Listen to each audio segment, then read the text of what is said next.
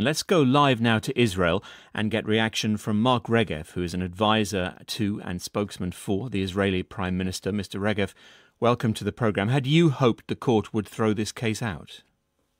I don't think that was a realistic expectation by Israel. Hopes aside, we knew the sort of system we're in.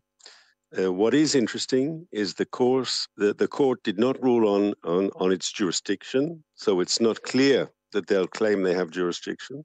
And the court also obviously didn't rule on the substance. In other words, they haven't ruled that Israel is involved in the allegations that the South Africans made. What we see here actually is a travesty. The South Africans have become the lawyers for Hamas. And it's a perversion of the system. Israel was one of the first countries to join the Convention on Genocide. We were victims of genocide, a terrible genocide in the Second World War. And in fact, the one member of the court who is a survivor of the genocide is the Israeli representative, Justice Aaron Barak, who himself was a boy during the Holocaust. But the South Africans have used this international convention in a very political way to as their lawyer of Hamas to try to force us into a ceasefire, and they failed in that. Given the Israeli history and given the Israeli allegiance to the court, it must worry you, surely, that the court determined that Israel's actions in Gaza were, quote, plausibly genocidal. Not that they were, but that it's possible in the future they could rule that they were. Well, once again, they haven't made a determination, and we believe it's simply not true that Israel is upholding international law. We believe our response to the Hamas attacks is proportional, and in pursuing Hamas, we're keeping under international law by making a distinction between the combatants, that is the Hamas terrorists who are our enemy and we're seeking to reach and destroy, and between the civilian population who we don't want to harm and are not the target of our operation.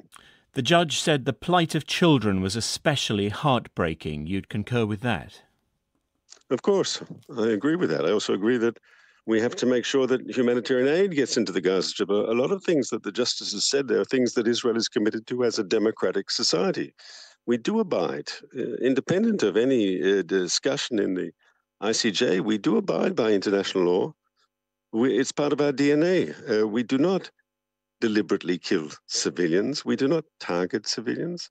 If civilians in Gaza have, unfortunately and tragically, been caught up in the crossfire, it's because Hamas, in its brutal tactics, not only attacks and tries to kill innocent Israeli civilians.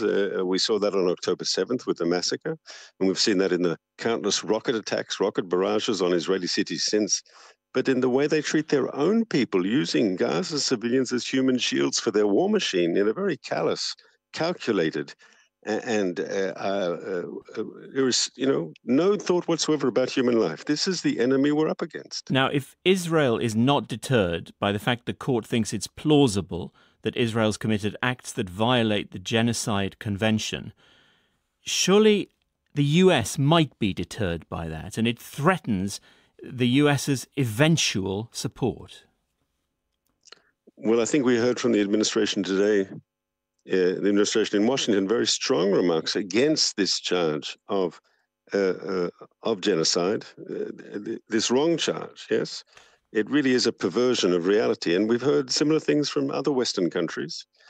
And I believe that on the substance, we are 100% correct, that Israel is pursuing this the way other countries have pursued terrorist organizations, the way the international coalition defeated ISIS in Iraq and Syria. Were innocent civilians caught up in the crossfire in places like Mosul and Fallujah? Of course they were. Was that genocide? Of course it wasn't. And to deny Israel the right that other countries have to protect themselves, that's actually a form of discrimination. That's holding Israel to a standard that you hold no other country to. Mark Regev, advisor to and spokesman for the Israeli Prime Minister, live from Israel. Many thanks.